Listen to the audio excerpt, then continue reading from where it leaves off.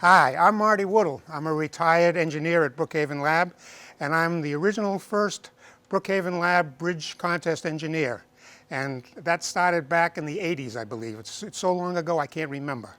So what I have in my hand here is one of the model bridges that our student contestants have built, and I'm going to tell you a little about how we test it. What's standing here beside me is Brookhaven Lab's Tinius Olson testing machine, which is both a tensile and a compression tester. When we test it, it's going to be in compression, and basically this rod with this loading plate on it is going to come down and put a load on the bridges that we have.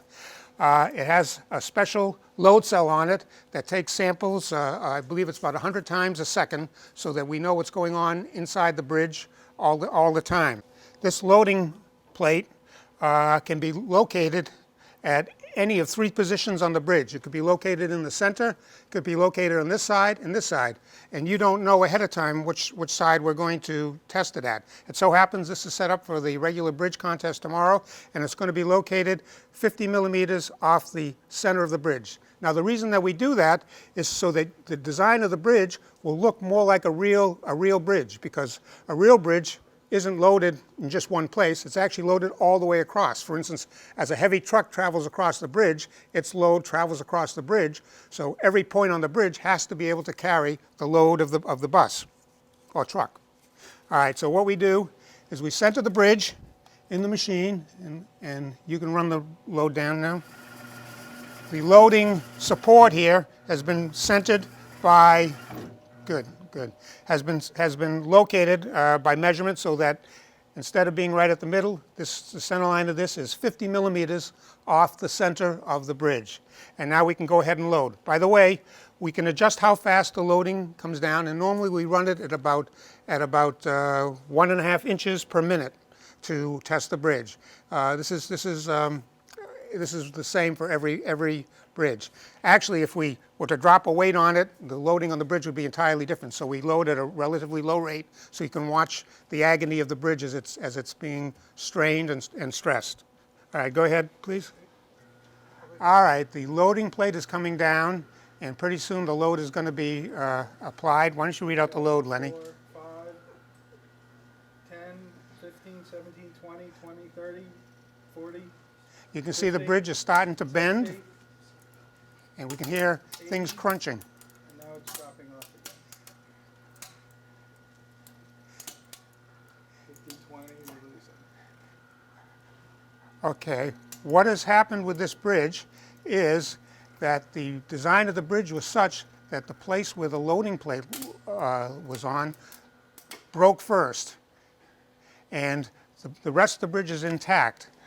This is a good example. You can see where the bridge failed, and what has happened is that the bridge failed just on this little top portion. The sides of the bridge and the bottom of the bridge they're in good shape, and this is an example of what we're trying to avoid, if you will. The idea is to design a bridge, the most efficient bridge, and the most efficient bridge will be one that every part breaks at about the same time. Okay, Marty's best tips for building a bridge.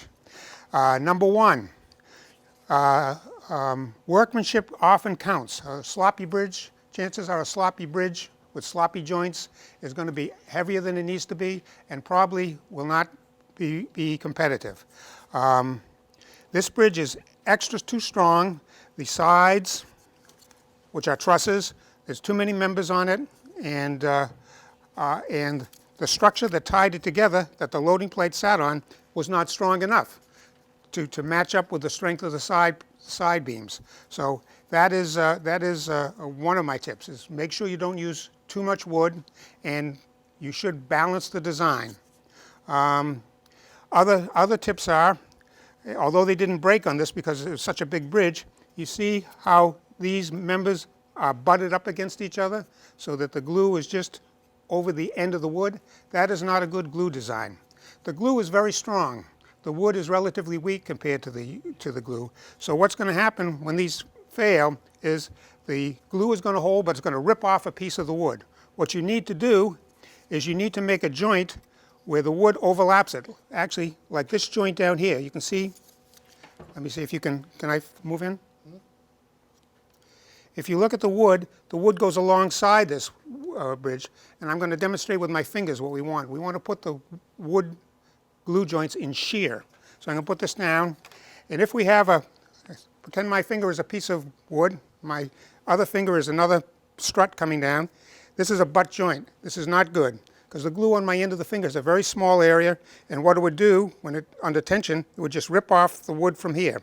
What we want is to put the wood on the side, and then, instead of putting a direct load on the wood, we're shearing across here.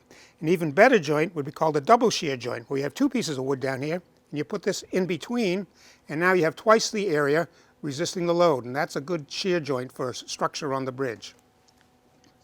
So those are the tips? Tips are, No, yeah, not specifically this bridge, just run through them. 1, 2, 3, 4. Okay. Ready, and go. Okay, tips on the bridge. Don't make the bridge any heavier than it has to be. The bridge should not be much longer than the 300 millimeter span.